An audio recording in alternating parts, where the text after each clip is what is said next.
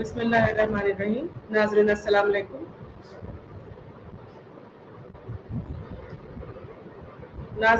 वालेकुम। आज एक बार फिर मैं आपके सामने हाजिर हूँ एक नए उन्वान के साथ। बीपीसीसी आपके सिलेबस बीपीसीसी 132 के हवाले से, जिसमें कि आज समाजी नफ्सियात के तहत एक नई चीज़, एक नए उन्वान, एक नए किसी गुफ्तगू के बारे में हम लोग बातचीत करेंगे एक नए टॉपिक पर, और उस उन्वान का नाम है ग्रुप की हरकियात, यानी ग्रुप डायनेमिक्स, अंग्रेजी में जिसे ग्रुप डायनेमिक्स कहते हैं। नाज़रीन, आप लोग ग्रुप या झुंड या जमात से अच्छी तरह वाकिफ होंगे। ये ऐसा लफ्ज़ है जिससे आप अनजान नहीं हैं और आप अच्छी तरह से इसे समझते हैं कि झुंड किसे कहते हैं, जमात किसे कहा जाता है, या फिर अंग्रेजी में ग्रुप किसे कहते हैं। समाजी नफ्सियात के तहत ग्रुप डायनेमिक्स और ग्रुप के बारे में आज हमारी जो गुफ्तगू होगी वो आपको इससे थोड़ा आगे बढ़ कर के रूबरू कराएंगी। ग्रुप की हरकियात के सिलसिले में ये कहा जा सकता है कि इससे मुराद समाजी ग्रुप या समाजी ग्रुपों के दरमियान रवैयों और नफ्सियाती अमल का एक निज़ाम है। तो ग्रुप डायनेमिक्स समाजी अमल का एक निज़ाम है, ये कह सकते हैं। और ग्रुप डायनेमिक्स जो लफ्ज़ है, जो इसमें डायनेमिक लफ्ज़ है, ये असल में ग्रीक वर्ड से बना है। ग्रीक वर्ड जिसका मतलब होता है ताकत, फोर्स। और ग्रुप डायनेमिक्स कहने का मतलब होता है कि ग्रुप के अंदर ताकत या वो जो फोर्स लाई जा सकती है, इसलिए इसका नाम ग्रुप डायनेमिक्स रखा गया। इस लफ्ज़ को कर्ट लेविन ने सबसे पहले इसको प्रपोज किया, सबके सामने इसे लाया और बताया कि ग्रुप डायनेमिक्स क्या हो सकता है, या ग्रुप डायनेमिक्स से हमारा क्या मुराद है,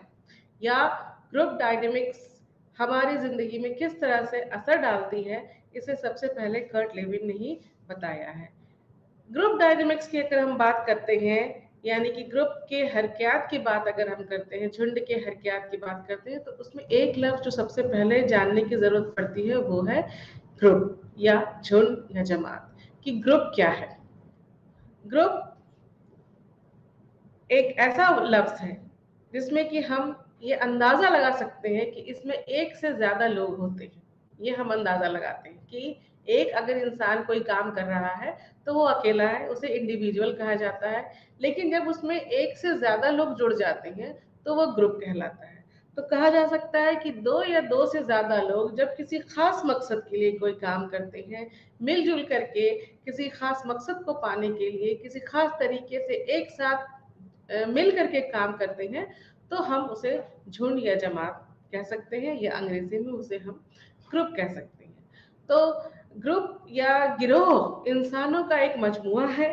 जो एक दूसरे के साथ इस तरह बातचीत करते हैं कि वो बाहमी तौर पर असरअंदाज होते हैं और तामुल के पूरे अमल को चलाते हैं। एक ग्रुप को दो या दो से ज्यादा इंसानों के तौर पर बयान किया जा सकता है जो एक दूसरे के साथ बातचीत करते हैं, ग्रुप के मेंबरों की हैसियत से तवक्कात और जिम्मेदारियों को कबूल करते हैं और एक मुश्तरका शनाख्त का इश्तराक करते हैं। तो नाज़रीन, हम यहाँ पे ये समझ सकते हैं कि ग्रुप दो या दो से ज़्यादा लोगों का एक साथ मिल करके किसी खास मकसद के तहत किसी काम को किया जाना ही ग्रुप कहलाता है। ग्रुप की कुछ अपनी खुसूसियात होती हैं, कुछ अपने कैरेक्टरिस्टिक्स होते हैं, यानी कि किसी चीज़ कोई अगर ग्रुप है तो उसकी कुछ खास बातें हैं। खास बात में सबसे पहली बात यह होती है कि उसका अपना खास मकसद होता है। उसका जो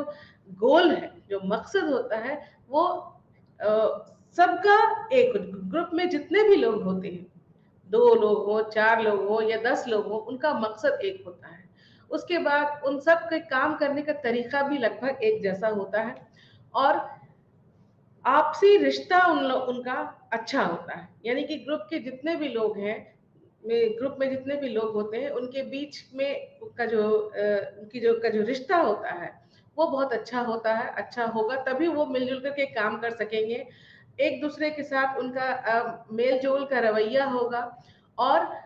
उसमें कुछ सबके जो अलग अलग रोल होंगे, जो ग्रुप के अलग अलग रोल होंगे, अलग अलग नॉर्म्स होंगे। रोल इस तरह से होंगे कि किसे क्या करना है, किसका किसकी क्या जगह है, ये सब वहाँ पे अच्छे तरीके से डिफाइन किया रहता है और उसके नॉर्म्स होते हैं कि क्या करना है, क्या सही है, क्या गलत है, उसके पैमाना क्या है, उसका पैमाना क्या है, वगैरह वगैरह। तो इस तरह से किसी भी ग्रुप की कुछ अपनी खासियत होती है और हर ग्रुप की अपनी अलग अलग खासियत होती है। ऐसा नहीं है कि एक ग्रुप की जो खासियत है वही दूसरे ग्रुप में भी होगी। हर ग्रुप की अपनी अलग अलग खासियत है। जो जो भी हम झुंड बनाते हैं, मिसाल के तौर पर आप अगर अपने देख सकते हैं कि आपका जो अपना दोस्तों का ग्रुप है, तो आपके दोस्तों का जो ग्रुप है वो दूसरों जो जो दूसरे ग्रुप है आपके स्कूल में या कॉलेज में, उनसे आपका ग्रुप अलग हो सकता है। उसके मायने अलग हो सकते हैं, उसके पैमाना अलग हो सकता है, उसका मकसद अलग हो सकता है और दूसरे का कुछ दूसरा हो सकता है। इस तरीके से जितने भी हम ग्रुप की बात करें, वो उन सब के मकसद, उन सब के काम करने का तरीका, उन सब के बीच का जो रिश्ता है वो सब अलग अलग होता है और सबके कुछ खास उसमें एक एक जैसा हर ग्रुप जो होता है उसके जितने लोग होते हैं, उसमें जितने भी उसके मेंबर होते हैं, उनके बीच का रिश्ता अच्छा होना जरूरी है। नहीं तो वो ग्रुप काम नहीं कर सकेगा और वो ग्रुप जो है वो टूट सकता है। अब है कि ग्रुप के कितने एग्जाम हैं, यानी कि उसकी अलग अलग किस्में हैं। तो माहिर नफ्सियात ने इसकी बहुत सारी किस्में बताई हैं, जिसमें खास तौर पर ग्रुप को दो हिस्से में बांटा गया है, एक फॉर्मल, दूसरा इनफॉर्मल। यानी कि एक ग्रुप ऐसा हम बनाए जो कि बामकसद किसी खास मकसद को पूरा करने के लिए बनाते हैं, और जो दूसरा ग्रुप होता है वो बिना किसी मकसद के, या वो अपने आप बन जाता है, या हम उसे उसमें किसी तरह के मकसद को पूरा नहीं करना चाहते हैं। यहाँ पर सबसे पहले कॉमन आइडेंटिटी और कॉमन बॉन्ड, मुश्तरका बॉन्ड और मुश्तरका शनाख्ती ग्रुप के बारे में बात करेंगे। कॉमन आइडेंटिटी या कॉमन बॉन्ड एक ऐसा ग्रुप है, एक ऐसी जमात है जिसमें कि हम ये देखते हैं कि जो उसके मेंबर होते हैं उनमें फेस टू फेस रिलेशन होता है, यानी कि वो आपस में एक दूसरे को देख सकते हैं, एक दूसरे से उनका तारुफ होता है। लेकिन ये बात सिर्फ कॉमन बॉन्ड वाले ग्रुप में देखी जाती है। तो हम यहाँ पर ये कह सकते हैं कि कॉमन बॉन्ड में जो ग्रुप के मेंबर्स होते हैं उनके बीच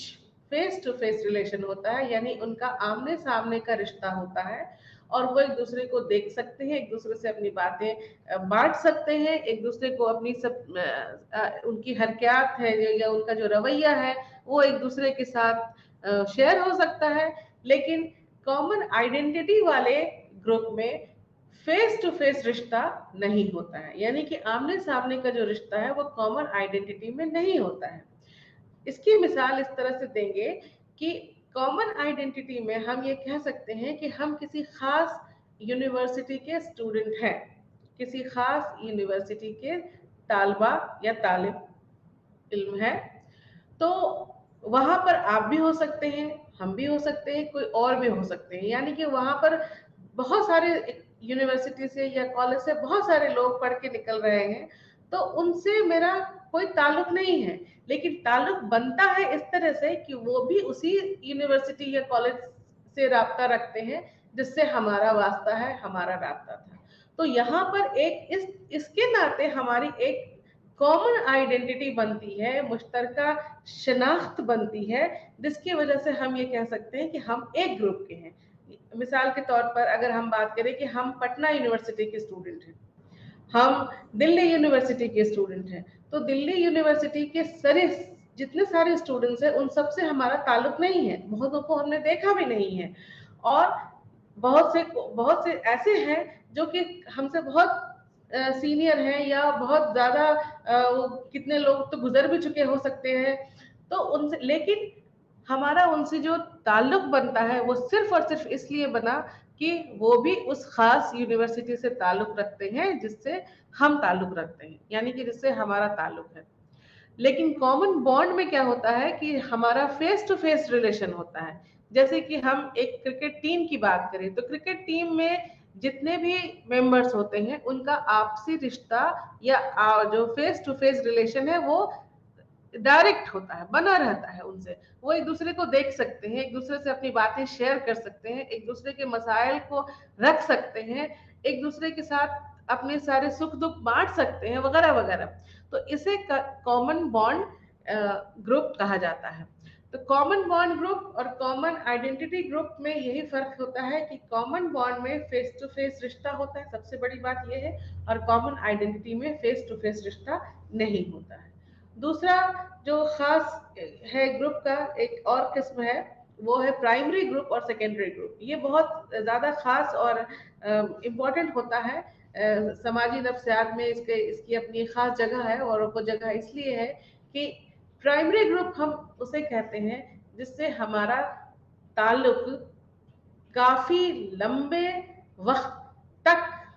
काफी लंबे वक्त तक के लिए और काफी लंबे वक्त तक बना रहता है। और इसके जो मेंबर्स होते हैं, इसके मेंबर ज्यादा बड़े नहीं होते हैं। मिसाल के तौर पर इसकी सबसे अच्छी मिसाल हम देते हैं, हमारा अपना जो खानदान है, हमारी अपनी जो फैमिली होती है, वो हम प्राइमरी ग्रुप के तहत इसको रख सकते हैं। यानी कि उसमें हमारे जितने भी जो खानदान के जो लोग होते हैं, जैसे कि हमारे वालिद वालदा, हमारे भाई बहन वगैरह जो होते हैं, या और जो दूसरे रिश्तेदार होते हैं, वो हमारे उस ग्रुप में शामिल हो सकते हैं, और उनसे हमारा वास्ता लंबे समय तक बना रहता है। और वो ऐसा नहीं है कि हम उस ग्रुप को तोड़ करके जा सकते हैं। अगर हम अपना रिश्ता तोड़ भी देते हैं तो भी हम उस खानदान से, उस फैमिली से जुड़े रहते हैं, बने रहते हैं। तो ये लंबा चलने वाला एक ग्रुप होता है जिसमें जितने भी लोग होते हैं, जिसके जितने भी मेंबर होते हैं, वो एक दूसरे से जुड़े रहते हैं और काफी लंबे समय के लिए जुड़े रहते हैं। और जो सेकेंडरी ग्रुप होता है वो किसी खास मकसद के लिए हम वहां जाते हैं, उस ग्रुप के का हिस्सा बनते हैं, और जैसे ही वो मकसद पूरा हो जाता है हम उस ग्रुप को छोड़ देते हैं। यानी कि ये ग्रुप ज्यादा लंबे वक्त के लिए हमारे साथ नहीं जुड़ता है। मिसाल के तौर पर हम स्कूल ले सकते हैं कि हम स्कूल जाते हैं, स्कूल में अपनी पढ़ाई करते हैं, और जब हमारी पढ़ाई पूरी हो जाती है तो स्कूल से हमारा रिश्ता जो है वो खत्म हो जाता है, कॉलेज से हमारा रिश्ता खत्म हो जाता है। यहाँ तक कि हम जहाँ नौकरी करते हैं उस ऑर्गेनाइजेशन से भी हमारा रिश्ता उस खास वक्त, उस खास मुद्दत तक बना रहता है, जब तक कि हमारी नौकरी होती है। जैसे ही हम रिटायर हो जाते हैं उस ऑर्गेनाइजेशन से, उस ग्रुप से हमारा रिश्ता खुद ब खुद खत्म हो जाता है, टूट जाता है। तो इसे सेकेंडरी ग्रुप कहा जाता है, जो किसी खास मकसद के लिए, किसी खास वक्त तक के लिए, इसमें वक्त बहुत इंपॉर्टेंट होता है, बहुत खास होता है। तो किसी खास वक्त तक हम अपना रिश्ता जो है इससे बना के रखते हैं, और उसके बाद हमारा रिश्ता जो है इनसे वो टूट जाता है। इसके बाद प्राइमरी ग्रुप और सेकेंडरी ग्रुप के बाद एक और खास ग्रुप है जिसे हम रस्मी बमुकाबला गैर रस्मी ग्रुप कहते हैं, फॉर्मल या इनफॉर्मल ग्रुप। फॉर्मल ग्रुप, जैसा कि आप नाम से समझ सकते हैं नाजरीन, की फॉर्मल ग्रुप का मकसद मतलब ये होता है कि हम किसी खास मकसद को पूरा करने के लिए जब किसी ग्रुप को बनाते हैं तो उसे हम फॉर्मल ग्रुप कहते हैं। यानी कि किसी मकसद को पूरा करने के लिए कुछ लोगों को जब जमा किया जाता है, जैसे किसी ऑर्गेनाइजेशन में या किसी स्कूल में या कहीं पे भी, इस तरह के का ग्रुप हम जब बनाते हैं, कुछ खास चुनिंदा लोगों को हम उसमें रख करके किसी खास मकसद को पूरा करने के लिए किसी ग्रुप को बनाते हैं, तो वो फॉर्मल ग्रुप कहलाता है। और इनफॉर्मल ग्रुप वो होता है जो बिना किसी खास मकसद के बनाया जाता है या हम अपने आप बना लेते हैं, और फिर उसमें किसी तरह की बंदिश या किसी तरह के कानून उस पर लागू नहीं होते हैं। वो ग्रुप हम जब चाहे तोड़ सकते हैं, जब चाहे हम उसको छोड़ सकते हैं, उसमें किसी भी तरह की हम बातें कर सकते हैं, वगैरह वगैरह। तो फॉर्मल ग्रुप किसी खास मकसद के तहत बनाया जाता है, जिसमें खास कानून, खास तरह के की शर्तें, खास तरह के मकसद, ये सारी चीज़ें उसमें पाबंदियां जो है वो लगी होती हैं। और इनफॉर्मल ग्रुप में ऐसी बातें नहीं होती, यानी कि इसमें कोई किसी तरह की पाबंदी नहीं होती है। इसके बाद आगे हम चले तो ग्रुप के अलग अलग एग्जाम को जानने के बाद अब बारी आती है कि हम ये जाने कि आखिर ग्रुप की जो साख्त है, यानी कि उसका जो स्ट्रक्चर है वो कैसा होता है, या उसमें क्या क्या बातें होती हैं। तो उसमें कुछ खास बातें होती हैं, जैसे कुल मिलाकर के किसी भी ग्रुप के लिए 5 तरह की बातें खास है। एक तो रोल, कि उस ग्रुप के जितने भी मेंबर्स हैं उनका जो रोल है वो कैसा है। नॉर्म्स, स्टेटस, ग्रुप साइज और ग्रुप कोहेसिवनेस, यानी कि ये 4-5 बातें ऐसी होती हैं जो कि किसी भी ग्रुप के स्ट्रक्चर के लिए ज़रूरी होती हैं। यानी कि ग्रुप कोई भी तभी बना हो रह सकता है जब उसमें ये सारी बातें हो। तो सबसे पहली बात है रोल, कि ग्रुप के स्ट्रक्चर में सबसे जो अहम बात है वो है रोल, यानी कि रोल किसका, जो उसके मेंबर्स, उस ग्रुप में जितने भी मेंबर हैं उनका अपना अपना रोल होता है। और सबका रोल अलग अलग होता है। किस इंसान का, किस मेंबर का रोल कैसा होगा ये उस ग्रुप में तय होता है। मिसाल के तौर पर अगर हम प्राइमरी ग्रुप की बात करें तो हम अपने खानदान की मिसाल लें तो वहाँ पर हमारे खानदान में हमारे वालिद वालदा हैं, भाई बहन हैं, चचा हैं, दादा है, दादी हैं, वगैरह वगैरह सारे लोग जो हमारे रिश्तेदार हैं वो होते हैं। तो वहाँ पर उन सबके रोल जो हैं वो अलग अलग होते हैं। जो घर के बड़े हैं उनका रोल अलग होता है, जो बच्चे हैं उनका रोल अलग होता है, जो औरतें हैं उनका रोल अलग है, वगैरह वगैरह। तो इस तरीके से उसमें, और इस रोल में बहुत सारी बातें आती हैं कि रोल में सबसे पहले बात आए कि आपका अपने रोल से वाकिफ कितना है, कितना आप अपने रोल को पहचानते हैं, क्या आपके अंदर उस रोल को लेकर के कोई खलफिशार है, कोई कन्फ्लिक्ट है, या आपका जो रोल है उससे आपके लोगों को या आप खुद को क्या उम्मीदें हैं, वगैरह वगैरह। बहुत सारी बातें रोल से वाबस्ता होती हैं जो कि ग्रुप के स्ट्रक्चर में शामिल होती हैं। तो ये सारी चीजें जब बहुत क्लियर होती हैं, जब बहुत साफ हो जाती हैं, तो ग्रुप का स्ट्रक्चर जो है वो बेहतर होता है। रोल के बाद नॉर्म्स की बात आती है, कि नॉर्म्स यानी कि पैमाना। पैमाना क्या है कि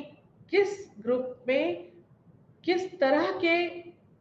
कानून, किस तरह की शर्तें, किस तरह का पैमाना हो, यानी कि जो लोग वहां पर काम कर रहे हैं या जो उस ग्रुप के जो भी मेंबर हैं वो किस तरीके से अपने ग्रुप के मेंबर्स के साथ पेश आएंगे, कौन सी बातें उनकी सही होंगी, कौन सी बातें गलत मानी जाएंगी, वगैरह वगैरह। ये सारी चीजें नॉर्म्स के तहत आती हैं। तो इसमें बहुत सारी चीजें होती हैं, जैसे परफॉर्मेंस नॉर्म्स है, अपीयरेंस नॉर्म्स है, वगैरह वगैरह। इस तरह के बहुत सारे शर्तें या बहुत सारे मानक जिसको हम कह सकते हैं, पैमाना जिनको हम कह सकते हैं, वो चीजें इसमें शामिल होती हैं जिससे कि किसी भी ग्रुप का स्ट्रक्चर जो है वो बेहतर बनता है। नॉर्म्स के बाद स्टेटस, कि ग्रुप के जितने मेंबर्स हैं उन सब का जैसे रोल अलग अलग होता है तो उसी तरीके से उनका स्टेटस अलग होता है। जैसे हमारे वालिद हैं, हमारे अगर वालदा हैं या छोटे भाई बहन हैं तो उनका स्टेटस अलग अलग है। हमारे वालिद डिसीजन ले सकते हैं, वालदा है उनके साथ हम इज्जत से पेश हमें आना है। तो इस तरह से जो अलग अलग, या जो छोटे बच्चे हैं उनको बहुत प्यार से उनके साथ पेश आना है। तो उनका जो स्टेटस होता है, उनकी जो औकात होती है अपने ग्रुप में, वो अगर अच्छे से डिफाइन होती है, अच्छे से पहले से तय रहती है, तो वो ग्रुप एक अच्छा ग्रुप माना जा सकता है। यानी कि हम ये कह सकते हैं कि चाहे वो फॉर्मल हो, इनफॉर्मल हो, किसी भी तरह का ग्रुप हो, उसमें अगर उसके मेंबर्स के जो स्टेटस हैं वो अगर पहले से तय होते हैं या अच्छी तरह से वो बयां किए हुए होते हैं, तो उस ग्रुप में काम करना या वो ग्रुप, उसकी जो बनावट होती है, उसका जो स्ट्रक्चर होता है, वो ज्यादा हेल्दी होता है। इसके बाद साइज की अगर हम बात करें तो बहुत ज्यादा बड़ा ग्रुप कभी भी अच्छा नहीं होता है, क्योंकि बहुत ज्यादा बड़ा ग्रुप अगर होता है तो उसमें ये देखा जाता है कि जो उसके मेंबर्स होते हैं, जो उसमें जितने लोग होते हैं, उस ग्रुप में रहने वाले जितने भी लोग होते हैं, उसमें कुछ लोग तो बहुत ज्यादा काम करने वाले, कुछ बहुत ज्यादा ग्रुप को आगे बढ़ाने वाले होते हैं, और कुछ लोग उसको नजरअंदाज कर देते हैं, या उस उतना अपनी जो एफर्ट है, जो अपनी ताकत है, उसका इस्तेमाल वो लोग नहीं करते हैं। वो इसलिए नहीं करते हैं क्योंकि उन्हें लगता है कि उनकी जिम्मेदारी कोई और बांट लेगा, या वो अपनी जिम्मेदारी को ज्यादा अच्छी तरह से निभाना नहीं चाहते हैं, क्योंकि उन्हें ये भरोसा होता है कि अगर हम नहीं निभाएंगे तो दूसरे तो इसे कर ही लेंगे। इसलिए ज्यादा बड़ा ग्रुप हमेशा बुरा ही होता है, या उसके उसका जो परफॉर्मेंस होता है, उसकी जो प्रोडक्टिविटी होती है, वो बहुत कम हो जाती है। तो ग्रुप अगर छोटा होता है तो वो ज्यादा अच्छा होता है और ज्यादा अच्छा काम करता है। इसके बाद जो उसकी कॉम्पोजिशन होती है, कि ग्रुप की जो कॉम्पोजिशन, कि उसमें कितने लोग, उसमें उसके उम्र के हिसाब से कितने कितने लोग हैं, सेक्स के हिसाब से उसमें कितने लोग हैं, या वहाँ उस ग्रुप में जितने उस एजुकेशन के हिसाब से कितने लोग हैं, यानी कि कितने पढ़े लिखे लोग हैं, कितने मर्द कितने हैं, औरतें कितनी हैं, बच्चे कितने हैं, उनकी उम्र क्या है, बुजुर्ग हैं या जवान लोग हैं, वगैरह वगैरह बहुत सारी बातें इसमें शामिल होती हैं। तो जितना इन बातों का ख्याल रखा जाता है अगर किसी ग्रुप में, कि वो ग्रुप अगर उसमें उम्र का, पढ़ाई लिखाई का, सेक्स का, इनकम का, इन सब चीजों का अगर ख्याल रखा जाता है और ग्रुप को ज्यादा इक्वल बनाया जाता है, कि सब चीज में बराबरी अगर हो, इन सब चीजों में अगर बराबरी हो, तो ग्रुप अच्छा माना जाता है, और ग्रुप काम करने वाले लोग और ग्रुप की जो प्रोडक्टिविटी है वो अच्छी होती है। इसी तरीके से कोहेसिवनेस, ग्रुप की कोहेसिवनेस के बारे में कहा जाता है कि किसी भी ग्रुप में जो जितने भी उसके मेंबर्स होते हैं, वो एक दूसरे से अट्रैक्टेड होते हैं, यानी कि एक दूसरे की तरफ वो क्या होते हैं, खिंचे हुए होते हैं, और उन्हीं से वो मोटिवेटेड भी होते हैं कि वो कितना उस ग्रुप में बने रहेंगे। तो एक ग्रुप में जितने भी लोग हैं, अगर वो एक दूसरे को मोटिवेट कर रहे हैं, या एक दूसरे को आप अपनी तरफ खींच रहे हैं, तो उससे ग्रुप ज्यादा अच्छा बना रहता है, और ग्रुप के अंदर जो ग्रुप की जो प्रोडक्टिविटी होती है वो भी अच्छी हो सकती है। स्ट्रक्चर या साख्त के बाद ग्रुप की तश्कील का मराहिल, यानी कि ग्रुप कैसे डेवलप करता है, कैसे बनता है, कैसे वो आगे बढ़ता है। तो इसमें भी बहुत सारी बातें शामिल की गई हैं। सबसे पहले है तश्कील का मरहला। तश्कील का मरहला में बातें ये आती है सामने, कि जब किसी ग्रुप को बनाने की बात आती है, तो उस ग्रुप में जाहिर सी बात है कि एक से ज्यादा लोगों को शामिल किया जाएगा, तभी वो ग्रुप बनेगा। और एक से ज्यादा लोगों को जब शामिल करते हैं, तो सभी लोग एक दूसरे से अनजान हो सकते हैं, ठीक है, या हो सकता है कि उसमें कुछ लोग एक दूसरे को जाने या बाकी लोग ना जाने। तो यहाँ पर एक सबसे जो बड़ा सवाल पैदा होता है वो ये होता है कि पता नहीं लोग जो हमारे ग्रुप में आएंगे वो कैसे होंगे। मिसाल के तौर पर अगर आप किसी यूनिवर्सिटी या कॉलेज में आप एडमिशन लेते हैं, तो वहां पर आप जब जाते हैं तो आपको इस बात की परेशानी होती होगी कि पता नहीं हमारे क्लास में कैसे बच्चे आएंगे, कहाँ के बच्चे आएंगे, पढ़ने वाले बच्चे होंगे, या ज्यादा वहां पर रैगिंग वगैरह तो नहीं होगी। इस तरह की बहुत सारी बातें आपके जहन में आ सकती हैं, क्योंकि तब तक आपका वास्ता उस ग्रुप से या वहां के लोगों से नहीं पड़ा होता है। तो जब हम किसी ग्रुप में जुड़ते हैं या जब हम किसी ग्रुप को बनाते हैं, तो सबसे पहला सवाल ये होता है कि उस ग्रुप में सभी लोग जो अलग अलग होते हैं उन सब से हमारा तारुफ हो, उन सब से हमारा एक मेल जोल का रवैया बने, ताकि हम उस सब मिल करके एक ग्रुप को तश्कील कर सकें, बना सकें उसे। तो सबसे पहली बात, जो पहले जो जरूरत होती है किसी भी ग्रुप की तश्कील में या डेवलपमेंट में, वो ये होती है कि हम उस ग्रुप को फॉर्म करने की, तश्कील करने के लिए उसके सभी मेंबर्स के साथ एक आपसी तालमेल का रवैया या एक दूसरे से तारुफ, अच्छी तरह से तारुफ जो है वो करें, ताकि ग्रुप बनाने में ज्यादा मदद मिल सके। मिसाल के तौर पर ये हम देख सकते हैं कि जब आप जाते हैं किसी जैसे हमने अभी कहा कि किसी कॉलेज या यूनिवर्सिटी में आप एडमिशन लेते हैं, तो वहाँ पर आप जब पहली बार जाते हैं तो वहाँ पर आप अपने दोस्त बनाने के लिए, अपने अपने सर्किल को बनाने के लिए वैसे लोगों की तलाश करते हैं जो आपके जैसे हो या आपको पसंद आए। तो वहाँ पर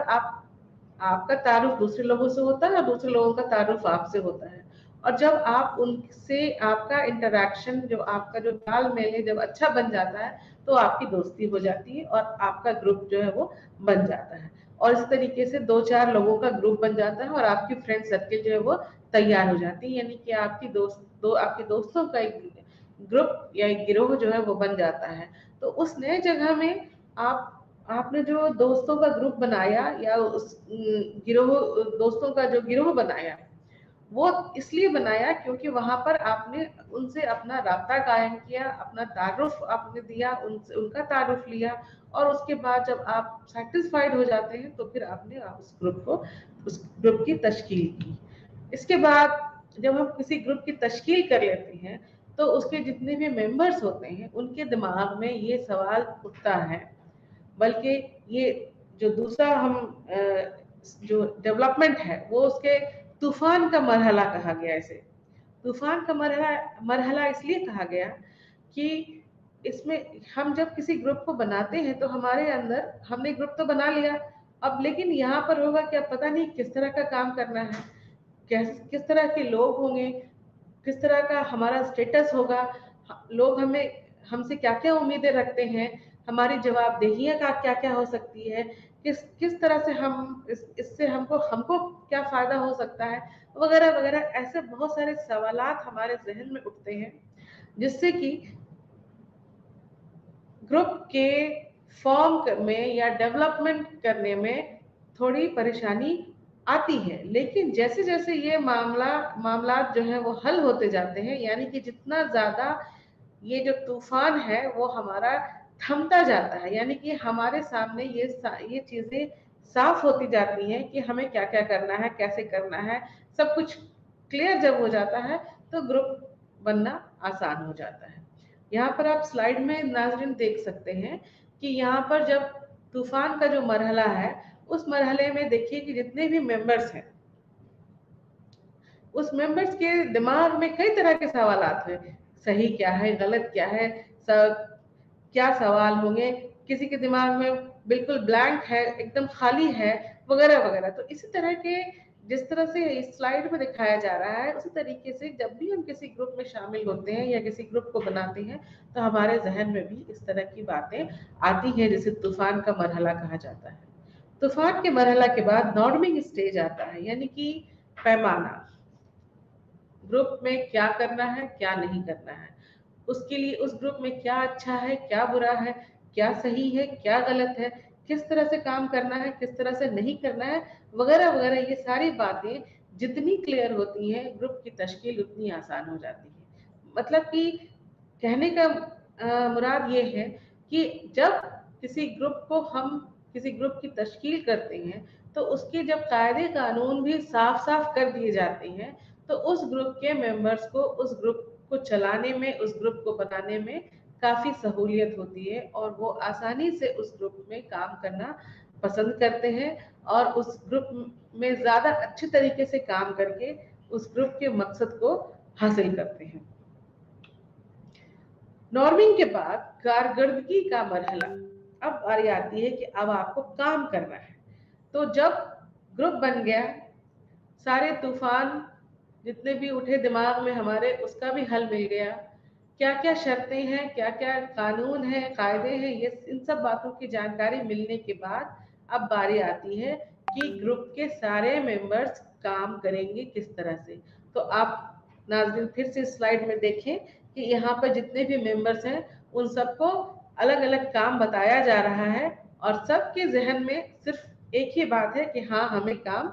सही तरीके से करना है, यानी कि सभी उस काम को करने के लिए राजी होते हैं। तो जब ये सारी बातें हल हो जाती हैं कि करना कैसे है, क्या सही है क्या गलत है, सब बता दिया जाता है तो काम करना उनके लिए आसान हो जाता है और उनका काम भी ज्यादा बेहतर हो जाता है। तो हम यहाँ पर ये कह सकते हैं कि ग्रुप की तश्कील में अगर सारी चीजें सही तरीके से पहले से बयान कर दी जाती है, सब कुछ बिल्कुल साफ साफ मेंबर्स के बीच में बता दिया जाता है, तो काम करना आसान हो जाता है और मेंबर्स भी खुशी खुशी उस काम को करना पसंद करते हैं। परफॉर्मिंग के बाद मुलतवी करने का मरहला यानी कि एडजर्निंग, ये किसी खास ग्रुप में होता है जहां पर कुछ खास मकसद को पाने के बाद उस ग्रुप को एडजर्न कर दिया जाता है या मुलतवी कर दिया जाता है। यानी कि अगर किसी खास मकसद के तहत कुछ लोग मिले और उन्होंने मिलजुल करके किसी काम को अंजाम दिया और अंजाम देने के बाद जब उनका मकसद हासिल हो जाता है तो फिर उस ग्रुप को बने रहने की कोई ज़रूरत नहीं होती है और ये ग्रुप इसको फिर मुलतवी कर दिया जाता है। मिसाल के तौर पर ये टेक्नोलॉजी के दौर में आजकल बहुत ज़्यादा जो कॉमन है वो है व्हाट्सएप ग्रुप। जब हम किसी खास ग्रुप से जुड़ते हैं, मिसाल के तौर पर अभी जैसे कि आपका एक ग्रुप बन सकता है कि जितने स्टूडेंट हैं हमारे बीए के जितने स्टूडेंट है, पार्ट 1 के जितने स्टूडेंट है, पार्ट 2 के जितने स्टूडेंट है, उन सबका हम अलग अलग ग्रुप व्हाट्सएप ग्रुप बना लेते हैं। और जब उनका इम्तिहान हो जाता है, जब उनका रिजल्ट आ जाता है, यानी कि जब वो पास आउट हो जाते हैं, उनका सेशन खत्म हो जाता है, तो फिर उस ग्रुप की कोई अहमियत नहीं रह जाती और उस ग्रुप को हम खारिज कर देते हैं, खत्म कर देते हैं या मुलतवी कर देते हैं। इसे ही कहा जाता है कि जब किसी खास मकसद के तहत किसी ग्रुप को हम बनाते हैं और वो मकसद पूरा हो जाता है, तो पूरा कर लेने के बाद उस ग्रुप को यानी कि उस खास ग्रुप को मुलतवी कर देते हैं, एडजर्न कर दिया जाता है। इस तरह से हम ये देखते हैं कि ग्रुप की तश्कील में फॉर्मिंग, स्टॉर्मिंग, परफॉर्मिंग बहुत सारी बातें होती हैं, जिसके बाद कोई ग्रुप तैयार होता है और उसके तहत तैयार किया हुआ जो ग्रुप होता है उसमें काम करना, परफॉर्मेंस करना अच्छा होता है, आसान होता है और ग्रुप के मेंबर जो है अच्छे तरीके से काम को अंजाम देते हैं और अच्छे तरीके से काम को अंजाम देने के बाद अगर उस ग्रुप की ज़रूरत नहीं है तो फिर उस ग्रुप को हटा दिया जाता है या मुलतवी कर दिया जाता है। इसके बाद है कि ग्रुप की तासीर क्या है, उसकी इफेक्टिवनेस क्या है। तो जितने अच्छे तरीके से ग्रुप के मेंबर्स किसी खास मकसद को पाने के लिए किसी काम को करेंगे, वो ग्रुप उतना इफेक्टिव होगा। या फिर हम ये कह सकते हैं कि अगर किसी ग्रुप के जो मेंबर्स होते हैं, अगर वो मिलजुल करके आपसी तालमेल के साथ किसी खास मकसद को पाने के लिए कोई काम करते हैं, कोई रवैया जाहिर करते हैं, तो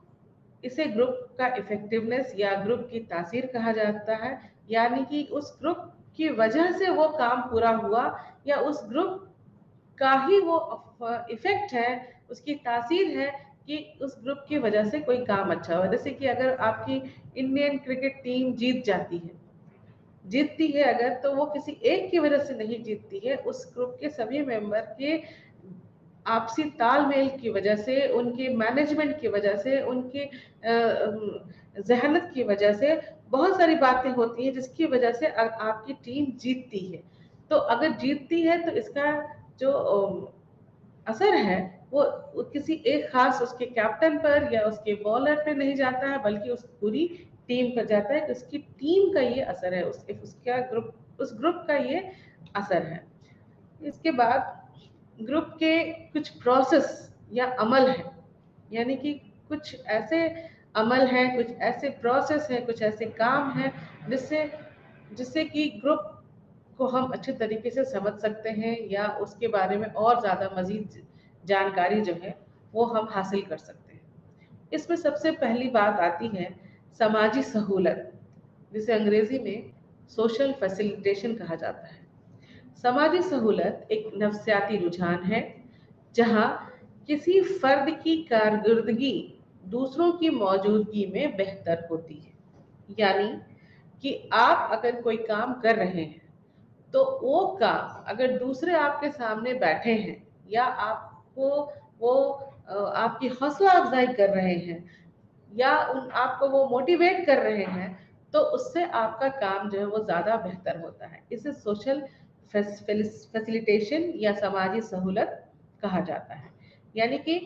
दूसरे लोग अगर आपके सामने हो सकता है कि अगर वो लोग सामने ना हो तो आपका काम बेहतर ना हो, या आप जिस तरीके से आपने अभी परफॉर्मेंस दिया या काम कर रहे हैं वो वैसा ना हो, आप घबरा जाएं, आप डर जाएं वगैरह वगैरह। लेकिन अगर सामने अगर आप बैठे हैं, सामने अगर कोई दूसरा ऐसा इंसान बैठा है जिससे आपकी हौसला अफजाई हो रही है, या जिसके होने से, सिर्फ बैठे रहने से या उनके सामने मौजूद रहने से आपके अंदर एक ताकत आती है, एक हिम्मत आती है, और आपका काम जो है वो बेहतर हो जाता है। इसे समाजी सहूलत का नाम दिया जाता है। इसे दो तरीके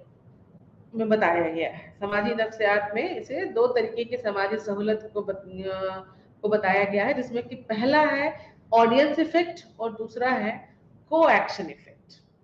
ऑडियंस इफेक्ट में क्या होता है कि सामाईन के असर से मुराद समाजी सहूलत की एक किस्म है जिसमें किसी फर्द की कारकर्दगी दूसरों की मौजूदगी से मुतासिर होती है, जिसकी वजह से फर्द का गालिब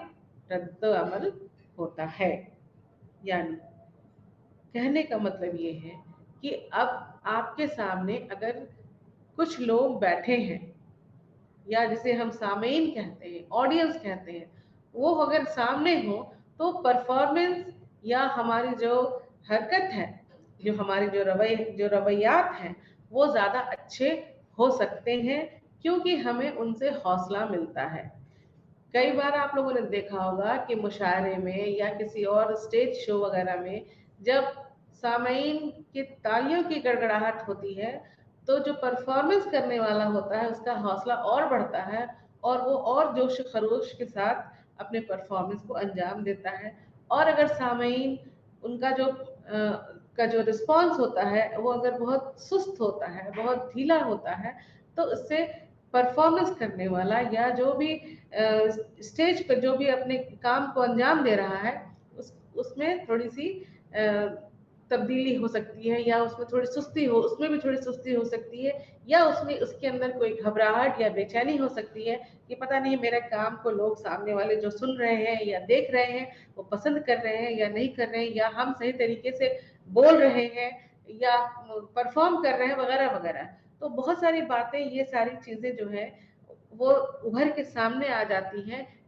तो इस चीज को सामईन का असर कहा गया कि अगर सामईन आपकी हौसला अफजाई कर देते हैं तो परफॉर्मेंस या आपका जो रवैया है वो बेहतर हो जाता है, और इससे आपका जो रद्द अमल है,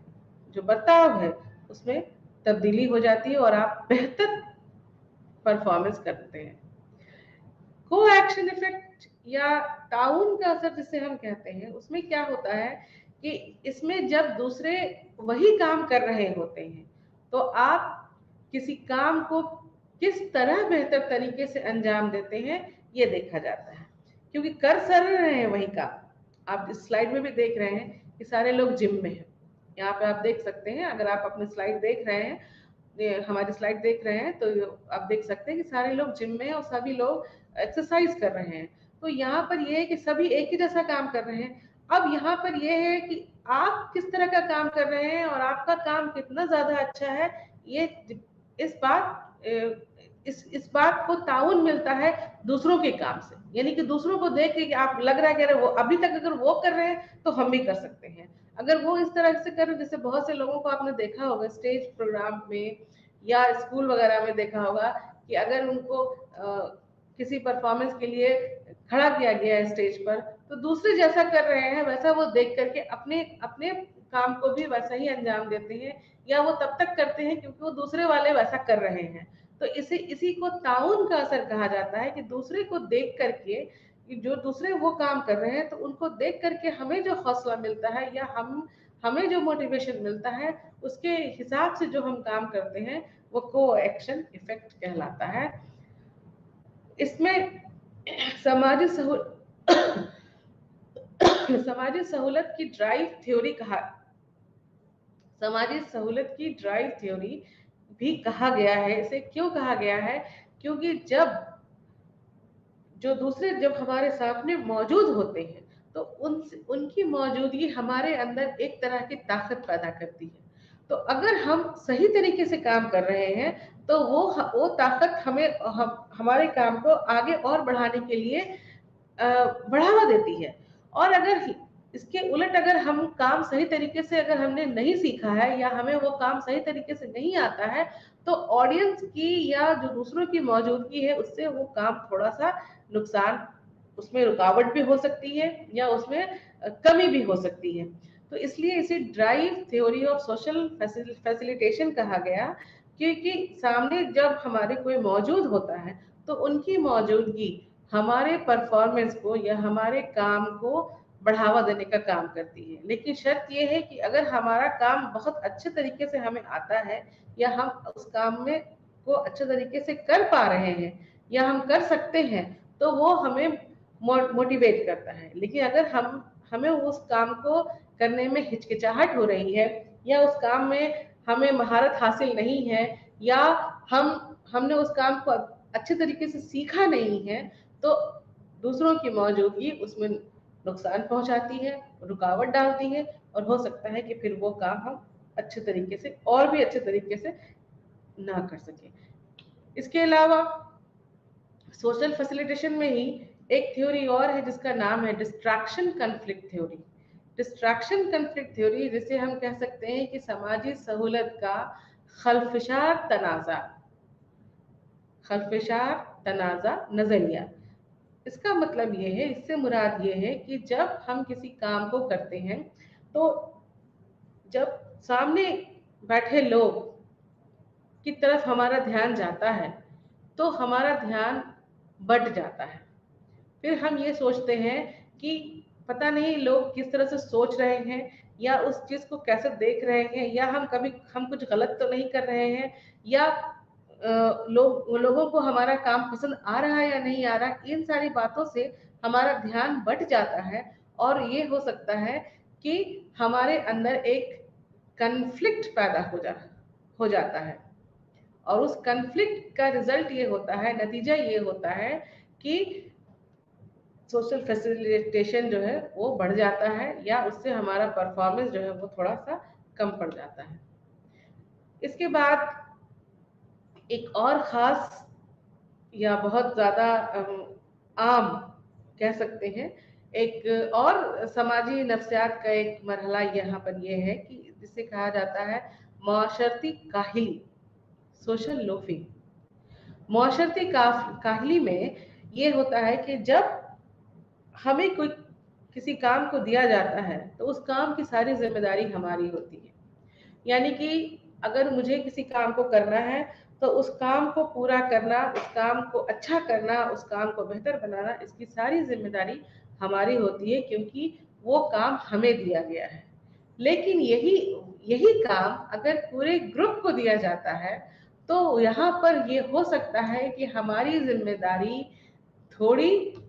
कम हो जाती है या हम अपनी जिम्मेदारी को थोड़ा कम मान लेते हैं, अपनी जवाबदेही को थोड़ा कम मान लेते हैं। और इसलिए मान लेते हैं क्योंकि हमें ये लगने लगता है कि अगर हमने नहीं भी किया तो जो दूसरे इस ग्रुप में हैं वो इस काम को पूरा कर लेंगे। और इस ऐसा सोच करके अपनी जवाबदेही, अपनी जिम्मेदारी को हम थोड़ा कम, खुद ब खुद थोड़ा कम कर लेते हैं। इसे ही मुआशरती काहिली कहा जाता है या सोशल लोफिंग कहा जाता है। इससे किसी फर्द का ऐसा वाकया है कि जब वो अकेले काम करने के मुकाबले में किसी ग्रुप में काम करते हैं तो मकसद हासिल करने के लिए कम कोशिश करते हैं। यहाँ इस स्लाइड में आप ये देख सकते हैं कि 3 तस्वीरें बनी हुई हैं और उसमें एक तस्वीर में एक आदमी किसी पत्थर को खींच रहा है, पत्थर या बोरे को खींच रहा है, जिसमें उसने अपनी पूरी ताकत लगा दी है, पूरी उसने 100% ताकत जो है वो उसने लगा दी है। दूसरे तस्वीर में, जो दूसरी तस्वीर सामने है, उसमें आप देख रहे हैं कि 2 लोग जब मिलकर उसी चीज को खींच रहे हैं तो उसमें उनकी जो ताकत है वो थोड़ी सी कम हो गई, ठीक है। और उसमें उन्होंने 93%, 93 जो परसेंट है उतनी ताकत लगाई उसमें। और जो तीसरी तस्वीर आपके सामने है, उस तीसरी तस्वीर में 3 लोग मिलकर के किसी चीज को खींच रहे हैं तो उसमें उनका जो एफर्ट है, उनकी जो ताकत है वो और भी ज्यादा कम हो गई। तो यहाँ पर ये देख रहे हैं कि जब अकेले करना था तो उसने अपनी पूरी ताकत से काम लिया और अपने पूरी ताकत से उसने उसको खींचने की कोशिश की। लेकिन जब 3 लोग मिल गए तो कोशिश और ताकत में कमी हो गई और वो घट करके 85% हो गई। यानी कि सभी ये सोच रहे थे कि अगर हम थोड़ा कम करेंगे तो दूसरे वाले कर लेंगे, दूसरे वाले के कम सोच रहे थे कि अगर हम थोड़ा कम करें तो तीसरे वाले कर लेंगे, उसको पूरा कर लेंगे। और नतीजा ये होता है कि उनकी उनकी जो कोशिश या उनकी जो ताकत थी उसमें कमी आ जाती है। इसे मुआशरती काहिली कहा जाता है। इसके बहुत सारे असबाब हैं क्यों होता है ऐसा, यानी कि ऐसी काहिली हम क्यों करते हैं। यानी कि इसके लिए कह सकते हैं कि सबसे बड़ा जो एक खास वजह है वो हो सकता है कि बहुत बड़ा ग्रुप है जिसमें बहुत सारे लोग हैं, तो हम ये सोचते हैं कि अगर हमने नहीं किया तो दूसरे कर देंगे, या दूसरे सोचते हैं कि हमने नहीं किया तो तीसरे कर देंगे। तो एक वजह ये हो सकता है। उसके अलावा हो सकता है कि उसमें अच्छी तरीके से उनको मोटिवेट ना किया हो, उसमें उनकी जो ताकत है या उनकी जो सलाहियत है उसको सही तरीके से ना मापा गया हो, वगैरह वगैरह। इसके बहुत सारी वजहात हो सकते हैं कि आखिर माशरती काहिली क्यों होती है और इसे कैसे कम किया जाए। अब सवाल ये होता है कैसे कम किया जाए। तो सबसे पहले तो हो सकता है कि ग्रुप को हम छोटा करें और उसमें मोटिवेशन डालें अच्छे तरीके से, मकसद जो है ग्रुप का उसको बहुत ज्यादा साफ रखें ताकि उनको भी कुछ मोटिवेशन मिले। इन सारी चीजों से इसको थोड़ा सा कम किया जा सकता है, यानी कि माशरती काहिली को थोड़ा घटाया जा सकता है। इसके बाद समाजी नफ्सियात में यहाँ पे जब ग्रुप की हम बात कर रहे हैं, झुंड की बात कर रहे हैं, तो उसमें एक कॉन्सेप्ट है जिसे डी इंडिविजुएशन कहते हैं, अलग अलग। डी इंडिविजुएशन में क्या होता है कि इसमें ये एक ऐसा अमल है जहां लोग समाजी इंफरादी शनाख्त का एहसास खो देते हैं और गैर समाजी रवैये का सहारा लेते हैं। यानी कि वहां पर उन्हें लगता है कि जब बहुत सारे लोग हैं और वहां पर उन्हें लगता है कि तब हमारी आइडेंटिटी या हमारी जो इंफरादी शख्सियत है उससे लोग नावाकिफ हैं और फिर वहां पर वो कुछ भी कर सकते हैं। जैसे कि इसके लिए मिसाल के तौर पर मॉब बिहेवियर यहाँ पर आपके स्लाइड में हमने दिखाया है कि मॉब में जब बहुत सारे लोग होते हैं तो वहां पर कोई भी इंसान जो है वो अपनी शनाख्त या अपनी जो इंफरादी शनाख्त होती है वो समझता है कि उससे वो अलग है, क्योंकि लोग उसे नहीं पहचान रहे। लोग तो भीड़ को पहचान रहे हैं। उस भीड़ में कितने लोग जाने पहचाने हैं या किसने किया, अगर भीड़ से कोई पत्थर आपके सामने आता है तो हम ये अंदाजा नहीं लगा सकते हैं कि किसने मारा। लेकिन अगर हम अकेले पत्थर मारे आपको तो आप ये तुरंत अंदाजा लगा सकते हैं, तुरंत बताएंगे आपने मुझे पत्थर मारा है। तो यहाँ पर हमारी इंफरादी शनाख्त हुई कि हम अकेले उस इंडिविजुअल हैं जिसकी पहचान आपने कर ली। लेकिन अगर हम किसी ग्रुप के तहत में जा करके अगर एक पत्थर चला देते हैं या अगर हम वहां से कोई अगजनी कर देते हैं तो हमारी पहचान नहीं होती है। इसे डी इंडिविजुएशन कहा जाता है। इसका एक नमूना हुलिगैनिज्म के तौर पर जिसे गुंडागर्दी कहा जाता है और जो खेल के मैदान में ज्यादातर देखा जाता है, ये यहाँ पर बताना हमारे लिए आसान होगा कि इसमें कि ऐसा गुंडागर्दी खलल डालने वाला या गैर कानूनी सलूक है जिसके फसादात, गुंडागर्दी और तोड़ फोड़ आमतौर पर खेलों के मुकाबले में हुजूम के सिलसिले में ऐसा देखने को मिलता है। जैसे कि फुटबॉल टीम हो, क्रिकेट टीम हो, हार जाती है या जीत जाती है तो एक लोगों का हुजूम जो है वो अलग अलग तरीके से रवैया करता है वहां पर। तो खास तौर पे ये नेगेटिव यानी कि बुरा रवैया जो है वो होता है कि लोग मारपीट कर रहे हैं या उठा पटक कर रहे हैं, किसी चीज को तोड़ फोड़ कर रहे हैं, कुर्सियां तोड़ दी गई या बहुत सारी चीजें इस तरह की, गाड़ियां जला दी जाती हैं वगैरह वगैरह, आपने सुना होगा। इसे हुलिगैनिज्म कहा जाता है। इसके बाद ग्रुप फैसला साजी में के तहत हम ये कह सकते हैं कि ये एक ऐसी शक्ल है जहां अफराद का एक ग्रुप फितरत के पेचीदा मसले को हल करने के लिए मिलकर काम करता है। यानी कि किसी भी ग्रुप के में अगर कोई मसला है और वो मसला सुलझ नहीं रहा है तो लोग सारे उसके जितने भी मेंबर्स हैं वो मिलजुल करके उस ग्रुप के उस मसले को हल करने के लिए एक साथ एक जैसी सोच जो है वो डेवलप करते हैं, जिसे ग्रुप फैसला साजी कहते हैं। ग्रुप पोलराइजेशन इसके बाद आता है, जिसमें कि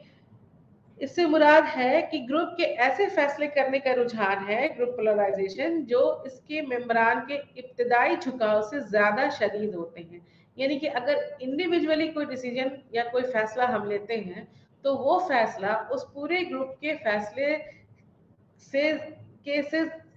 कम होता है। यानी कि हम ये कह सकते हैं कि अकेले फैसला लेने से बेहतर होता है कि ग्रुप के लोग सभी अगर फैसला लेते हैं, यानी कि अगर एक फैसला होता है कि ऐसा काम किया जाना चाहिए, लेकिन ग्रुप के सारे मेंबर्स कहते हैं कि ऐसा काम नहीं हो, तो जो नहीं है यानी कि जो ज्यादा है उसे उस फैसले को माना जाता है, जिसे ग्रुप पोलराइजेशन कहा जाता है। ग्रुप थिंक में ये बात आती है कि जब ग्रुप में कोई फैसला लिया जाता है तो चाहे मेरा फैसला जो भी हो, यानी कि वो बातें हमें पसंद हो या ना हो सकता है कि उसमें हमारा जो हमारे जो ख्यालात हैं वो मेल ना खाते हो, लेकिन अगर ग्रुप में ये फैसला किया जाता है कि किसी काम को करना है तो वो सभी मेंबर्स को मानना पड़ेगा। यानी कि जैसे कि आप इस स्लाइड में देख रहे हैं कि ग्रुप के मेंबर ने या ग्रुप के लीडर ने कहा कि क्या हम सब एग्री हैं, क्या हम सब इस काम को कर सकते हैं, तो सारे लोगों ने हाँ कहा। आप इस स्लाइड में देख सकते हैं कि सारे लोगों ने हाँ कहा, जबकि नीचे उनके उनके जो जहन में जो बात थी वो थी कि शायद नहीं या अच्छा आइडिया नहीं है वगैरह वगैरह, ये सारी चीजें होती हैं। लेकिन जब ग्रुप की बात होती है तो सभी मिल करके अपनी रजामंदी जाहिर करते हैं। तो हम ये कह सकते हैं कि ग्रुप सोच एक नफ्सियाती रुझान है जिसमें लोग एक ग्रुप के अंदर इत्तेफाक राय के लिए कोशिश करते हैं, यानी कि सबकी राय मिल जाए या सब लोग उस राय से इत्तेफाक करें, ये ऐसी कोशिश की जाती है और तब कोई फैसला जो है वो लिया जाता है। इन सारी चीजों के अलावा ग्रुप में दो और खास चीजें हैं जिसे ताउन और मुकाबला कहा जाता है, यानी कि कोऑपरेशन और कंपटीशन। कोऑपरेशन का मतलब होता है कंपटीशन में, या मुकाबला का मतलब आप सब उससे वाकिफ हैं कि जब हम किसी चीज के साथ एक मुकाबला करते हैं एक दूसरे के साथ तो उसे मुकाबला कहते हैं, और कोऑपरेशन में हम जब किसी की मदद करते हैं तो उसे हम कोऑपरेशन कहते हैं। इसमें इसके अलावा कन्फ्लिक्ट, तनाज़ा दो या दो से ज्यादा मजबूत मकासद के हौसला अफजाई जो एक साथ हल नहीं किया जा सकता है, इसे तनाज़ा कहते हैं, कन्फ्लिक्ट कहते हैं। यानी कि कोई ऐसा मकसद, कोई ऐसा ऐसी बात जिसका कि हम हल नहीं निकाल सकते हैं। अगर आप जैसे कि स्लाइड में आप देख सकते हैं कि यहाँ पर 4 लकड़ियां रखी हुई हैं, तो कुछ लोग कह रहे हैं कि एक इंसान कह रहा है कि नहीं ये सिर्फ 3 है, और दूसरे कह रहे हैं नहीं ये 4 है। अब इसी बात पर जिसका कि कोई हल नहीं होता है वो कन्फ्लिक्ट या तनाज़ा कहते हैं। तनाज़ा की वजूहात क्या क्या है, काजेस क्या क्या है, तो बहुत सारे कॉजेस हो सकते हैं, जिसमें कि सबसे पहली बात हो सकती है कि हमारा जो बातचीत का जो रवैया है वो बहुत खराब हो, यानी कि सही तरीके से हम अपनी बात लोगों तक ना पहुंचा सके, या ये हो सकता है कि हम दूसरे से एक बायस व्यू रखते हैं, एक नजरिया ऐसा रखते हैं कि हाँ कि ये अच्छा है वो बुरा है, या हमारी पर्सनालिटी ही ऐसी है कि हम अपनी ही बात मनवाना चाहते हैं वगैरह वगैरह, बहुत सारे इसकी वजहात हो सकते हैं। तनाज़ात के नतायज क्या होते हैं कि विद इन ग्रुप और बिटवीन ग्रुप, दोनों ग्रुप के अंदर भी या दो ग्रुप के बीच भी इसके नतायज हो सकते हैं कि अलग अलग तरीके से हम अपनी बात सोचते हैं। जैसे बिटवीन ग्रुप में है कि वी दे एटीट्यूड, यानी कि हम और वो, मेरा और उनका एटीट्यूड होता है ये चीज। और विद इन ग्रुप में होता है कि एम्फेसिस जो होता है उनका, वो उनकी लॉयल्टी पर होता है, उनकी एक्टिविटी पे फोकस किया जाता है वगैरह वगैरह। कन्फ्लिक्ट को रिजोल्यूशन कैसे किया जाए कि आपसी बातचीत के जरिए कन्फ्लिक्ट को कम किया जा सकता है, मसले को हल करके किया जा सकता है, कुछ ऐसे उपाय निकालें। और थोड़ा सा क्लाइमेट मैनेजमेंट, यानी कि अपने जो हमारा जो क्लाइमेट है उसमें भी थोड़ा सा, जैसे बहुत सर्दी है गर्मी है अगर, तो उसको भी थोड़ा सा मेंटेन करके मैनेज करके हम किसी भी मसले का हल या किसी कन्फ्लिक्ट को कम कर सकते हैं। मवासलात की बात अगर हम करें तो मवासलात सिर्फ एक जगह शख्स या गिरोह से दूसरी जगह मालूमात की मुंतकली का अमल है। यानी कि कम्युनिकेशन क्या है कि एक इंसान से दूसरे इंसान, एक जगह से दूसरी जगह के तक, लोगों तक हम अपनी बात जो पहुंचाते हैं वो कम्युनिकेशन या मवासलात कहलाता है। और इसकी दो किस्में हैं, एक वर्बल और दूसरा नॉन वर्बल, यानी कि या तो हम बोल के या हम फिर बिना कहे भी हाव भाव से, अपने इशारों से, अपने रवैये से भी बहुत सारी बातें दूसरे तक पहुंचा सकते हैं। इसकी भी अलग अलग किस्में हैं, जैसे कि नॉन वर्बल और वर्बल। हमने बताया आपको कि या तो हम बोल करके जिसमें लफ्जों का इस्तेमाल करते हैं, उसमें दोनों तरीके से किया जा सकता है, या तो लिख के करें या फिर बोल कर करें। और जहां पर लफ्जों का इस्तेमाल नहीं किया जा सकता है, उसमें हम अपने चेहरे के हाव भाव से, अपने आवाज से, अपने जिस्म के उठने बैठने के तरीके से, रवैये से, झुकने से, बोलने से, और किसी भी तरह से अपने अंदाज से, दूसरे किसी अंदाज से उस कम्युनिकेशन को एक इंसान से दूसरे इंसान तक पहुंचा सकते हैं। मवासलाती अंदाज से मुराद वो तरीका है जिसमें बातचीत का अमल जारी है, यानी कि लोग जैसे कि स्लाइड में देख रहे हैं कि किस तरीके से जिस तरीके से बातचीत करना चाहते हैं, वही स्टाइल होता है, कम्युनिकेशन का स्टाइल होता है। कि अगर आप अच्छे से हंस के बात करना चाहें, गुस्से में बात करना चाहें, या मुंह फेर के बात करना चाहें, तो ये आपका बात करने का तरीका हुआ, स्टाइल होता है। मवासलाती अंदाज की अक़साम, इसके अलग अलग 4 अक़साम हैं, जिसमें कि passive, passive aggressive, aggressive, assertive, ये 4 तरीके के इसके अक़साम हैं। जिसमें कि पैसिव जो टाइप है, उसमें पैसिव का मतलब होता है जिसमें कि कोई हरकत ना हो ज्यादा। पैसिव एग्रेसिव में है कि थोड़ी हरकत भी होगी, थोड़ा सा उसमें डलनेस भी होगा। और एग्रेसिव में बहुत ज्यादा हलचल होगी, बहुत ज्यादा बातचीत या उठापटक या लड़ाई झगड़े वाली बात हो सकती है। और असर्टिव में बात को समझाने की बात हो सकती है कि अच्छे तरीके से समझा करके बात को किया जा सकता है। इसके अलावा कुछ बैरियर्स, कुछ ऐसे भी रुकावटें भी होती हैं मवासलात में, जिसमें कि सबसे ज्यादा इम्पोर्टेंट है सबसे पहले समाजी रुकावट, जिसमें कि आपका जेंडर, आपके जो एज, सेक्स वगैरह से शामिल है। साइकोलॉजिकल, नफ्सियाती रुकावटें और सखावती रुकावटें शामिल होती हैं। इसके अलावा कुछ जिस्मानी रुकावटें भी हैं। और जिस्मानी रुकावटें में जो सखावती रुकावट है, उसमें कुछ ऐसे प्रॉब्लम है जैसे कि बोल नहीं सकते हैं, या किसी तरीके से अपने आप को हम ज्यादा जाहिर नहीं कर सकते हैं। जो नफ्सियाती रुकावटें हैं, उसमें हमारा रवैया आता है, हमारा डर, हमारा कि रवैया, जो हमारे ऑडियंस है उनके लिए हमारा जो रवैया होता है, ये सारी चीजें इसमें शामिल होती हैं। और सोशल या समाजी रुकावट जो आता है, उसमें हम किस जात, किस नस्ल, किस तरह के हमारा जो समाजी और नफ्सियाती हालात हैं, जो हमारी एजुकेशन है, इन सब से जो रुकावटें पैदा होती है, या ये सारी चीजें जो है वो रुकावट बनती हैं। नफ्सियाती और सखावती इसमें रुकावटों में, जैसे कि बताया हमने आपको कि बोलने में जो डिस्टॉर्शन होता है, उसे सिमेंटिक या प्रॉब्लम कहा जाता है। यानी कि उसमें होता है कि हम किसी चीज को अब अच्छे, जैसे एक जो लैंग्वेज है, जो एक लैंग्वेज से दूसरे लैंग्वेज में अगर हमको किसी चीज को जाहिर करना है, और अगर अच्छे से हमें वो नहीं आता है, तो हम उस चीज वो चीज वहां पर रुकावट का काम करती है, जिसे सखावती रुकावट कहते हैं। और फिजियोलॉजिकल जो बैरियर्स होते हैं, उसमें आ जाता है कि अगर आप बीमार हैं, अगर आप अच्छे से देख नहीं सकते हैं, अगर आपको सुनने में तकलीफ होती है, यानी कि आपके जिस्म से जुड़े हुए जितने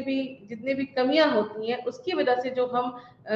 सही तरीके से कम्युनिकेट नहीं कर पाते हैं, लोगों तक अपनी बात नहीं पहुंचा पाते हैं, उसे जिस्मानी रुकावट कहा जाता है। तो नाजरीन, उम्मीद है कि आपको इस गुफ्तगू से जरूर फायदा हुआ होगा, और इसमें आपने ग्रुप